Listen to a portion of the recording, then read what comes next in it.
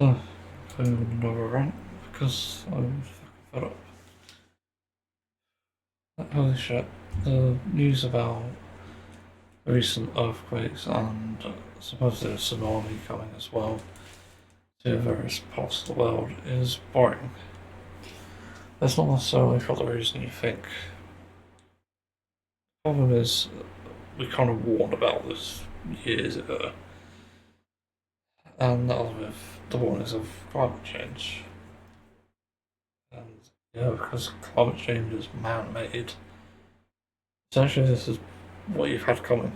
It's not surprising that some other people are in this situation, but holy shit. This is the world that people bring on just because you're behind the computer doesn't mean you're invincible. Saying that people shouldn't adopt a vegan diet, a vegan lifestyle, shouldn't begin getting electric cars or anything. Like, there's a bunch of sort of pro climate change people, I like to say. As in, for it happening, even though it's going to destroy the planet and us along with it. But yeah, like, they exist and they're completely destroying the planet, and you may not realise it.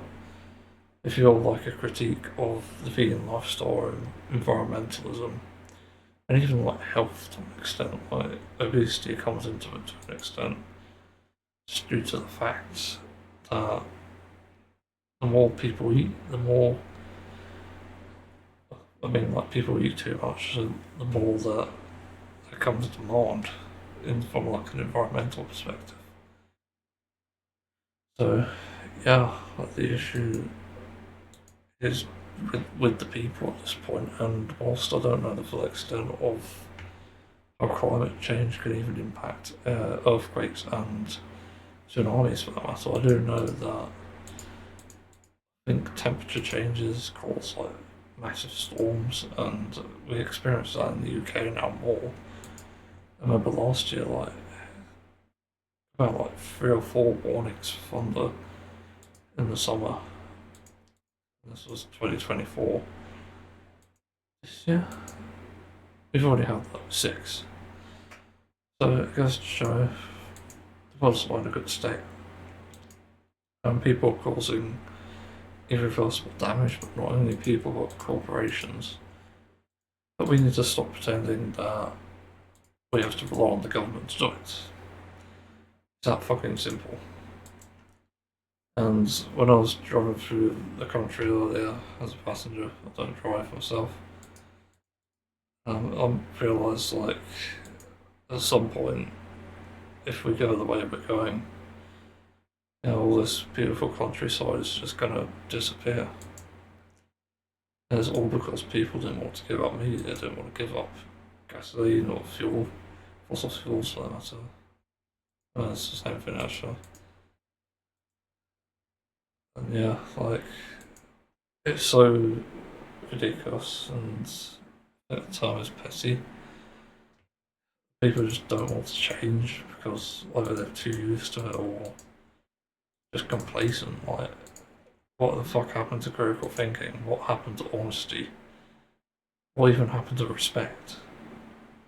I'd argue you're not actually for human rights or animal rights.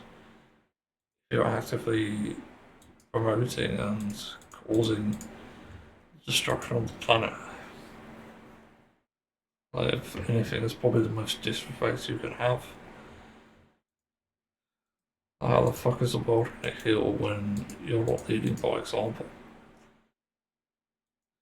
The world won't heal itself. And that's what really causes the good and the ugly. You know, climate change is warning us many times now about all the problems that can occur, and all the problems that could get far worse.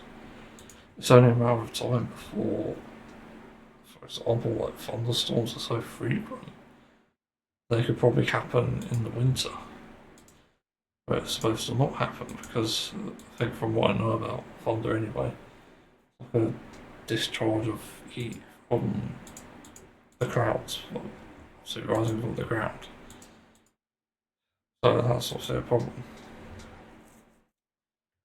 You know, there's plenty of bad things happening around the world.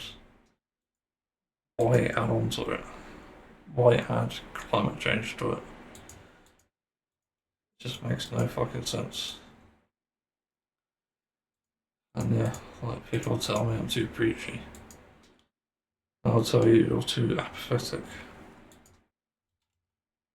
Literally, there's so many problems you can solve with basic empathy and honesty. Meanwhile, you're wrong. And nobody is like, for people who like take out the vegan lifestyle or electric cars, nobody is brought up that way.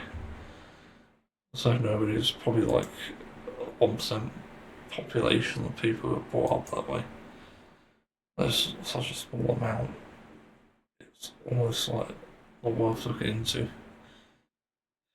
And that means like most people do change. Like, they go from one lifestyle to another. And that's fine. But again, I have to repeat, there are a lot of hypocritical people out there. And again, like the climate crisis is really revealing this. The people are not willing to change despite countless warnings of natural disasters. Like, come on. It's ridiculous. And also, people seem to rely on, again, not necessarily government, but a saviour. This imaginary saviour that we've not even seen once. As far as I know, we won't ever see. And they'll probably be killed by the climate crisis as well. That's what you and I listen. We talking, you listening. It's not out of the realm of possibility. And as people have said before, you can't really have a plan B because it's pretty much impossible. We can't go to another planet because we haven't understood it yet, we haven't researched it, we haven't planned anything for it. And I remember hearing somewhere it's like the worst thing to do because psychologically, for the journey to get there, it will be torturous in itself. And to even be on that planet itself, it's not as exciting as it sounds. It's actually quite scary and obviously detrimental to mental health. There's so many different things that are bad about it, and this is why you want to keep the Earth going for as long as possible. And the way the climate crisis is going, we are just heading towards a dystopian future. You know, people have the power, but they don't realise exactly how much power they have. And I feel this is like stupidly important. And I've said this about various political climates. Like, we're overdue sort of uprising. When politicians start saying that your right to protest is terrorism, then that's when we've got a problem and we need to fight back. Simple as that. And it doesn't matter how we do it. It doesn't need to be peaceful, it doesn't need to be violent. At the end of the day, you have to get results, and that's what you should be aiming to do. And yeah, like addressing like protests and stuff. If we don't have the right to protest, then where's our freedom of speech? Yeah, and where's our respect for beliefs? Yeah, I'm not going to agree with every single protest that ever existed, but I do agree with most. But there are definitely people who are going to protest for the wrong thing, and yeah, like finding actual cause, we just call them out. We use our understanding to counter theirs. And if their understanding is wrong, then inherently they're just wrong. It's as simple as that. It's not up to a government who decides what thought is right and wrong. again, this all sort of ties into each other, but the online piracy thing with piracy. I think in piracy, age verification, privacy. That's what I meant. Um, Tying into that, like the UK government recently requiring verification for adults. The problem there is most people are adults anyway, but they favour anonymity. And the anonymity is for different reasons, like people feel uncomfortable sharing their identity. Like myself, for example. I don't want to ever show myself in public until I'm probably more popular, but even then, I'm still a skeptic. And with like privacy and stuff, there are things that people literally don't feel comfortable sharing. Like, for example, a lot of people with mental illness will likely never get the chance to get treatment and get help with their problem. Because with privacy being impeached, you're literally never going to have a safe place to go, or a safe place to ask anything.